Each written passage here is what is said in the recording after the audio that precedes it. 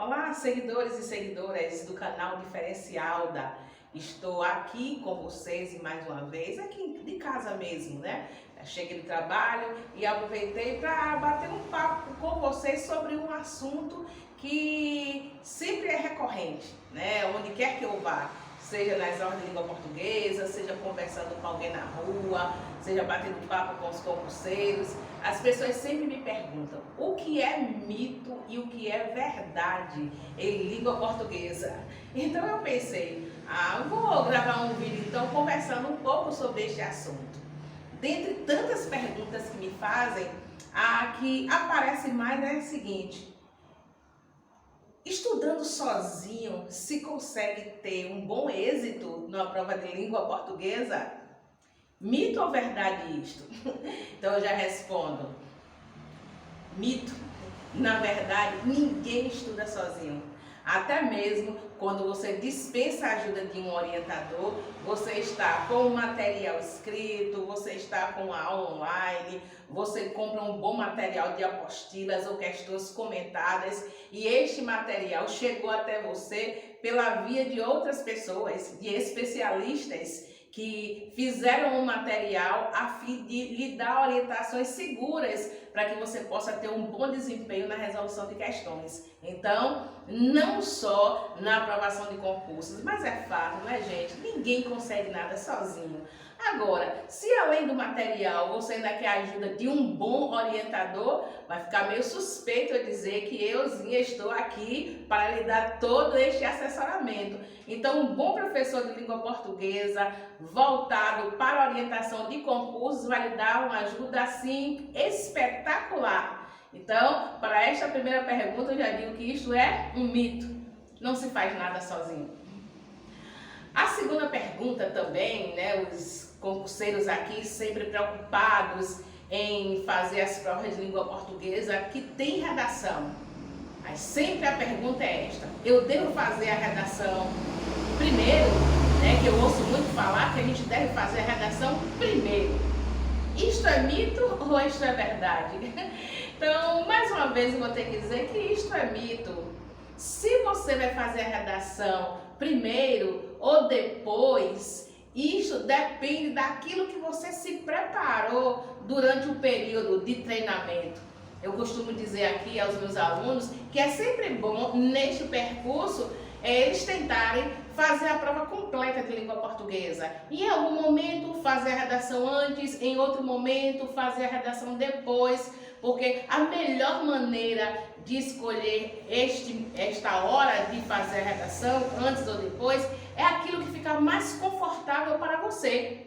Agora, algo eu posso te dizer: independente de você escolher fazer a redação antes ou de escolher fazer a redação depois, não esqueça de ler os textos motivadores e dá uma olhadinha nos textos da prova de língua portuguesa, porque eles estão sempre dando um spoilerzinho, ou estão sempre retornando ou tocando na temática da redação, e isso já pode te ajudar bastante, né? Então, mais uma vez, para esta segunda pergunta, é um mito. Se você vai escolher fazer a redação antes ou depois, depende do seu treinamento.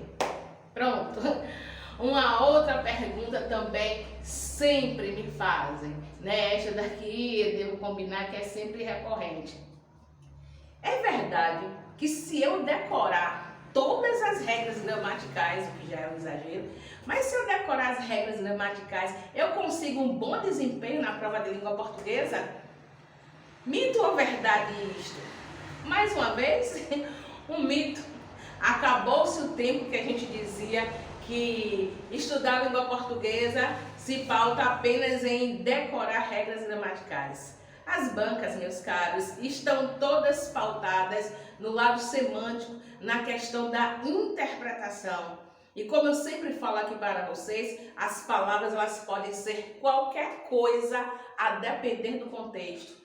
As regras até que nos levam até a metade do caminho, mas da outra metade para lá, o que nos conduz bem é a atenção para o que o enunciado nos apresenta e muita, mas muita atenção mesmo para o que a palavra representa ali no contexto que lhe foi apresentado. Então lembram do que eu sempre falo aqui nos meus vídeos? Prestar atenção se a cobrança foi semanticamente, morfologicamente ou sintaticamente. E você já sabe, é aquela máxima que eu sempre falo aqui. Limite-se a responder apenas aquilo que lhe foi perguntado. Então, um suporte gramatical é muito bom, mas não é o suficiente. Um exercício de interpretação, que eu vou sempre dando as dicas a vocês por aqui, é, assim, fundamental. Mas será que é tudo mito? Não tem nenhuma verdade aqui em algum momento, não? Vamos ver. Outra pergunta que o pessoal também sempre me faz com relação à língua portuguesa. É verdade que falam por aí que qualquer palavra pertencente a qualquer classe gramatical pode ser um substantivo? Pronto, tá aí. É o momento em que eu vou dizer, isto não é mito, isto é verdade.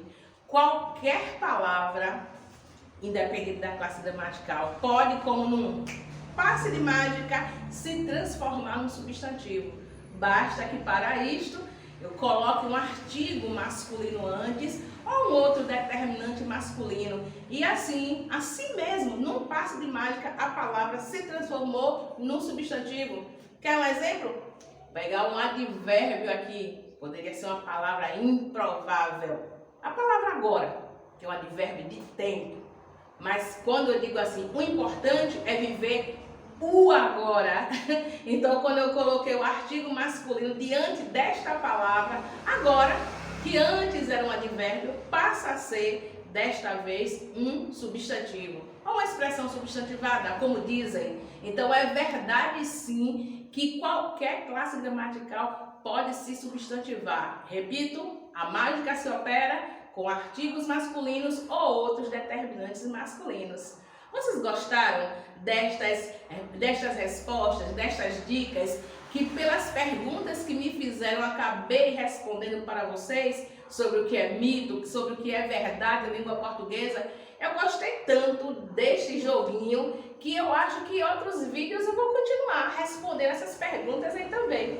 Mas por hora, aproveite tudo isso que foi dito para aqui e vão se organizando enquanto concurseiros.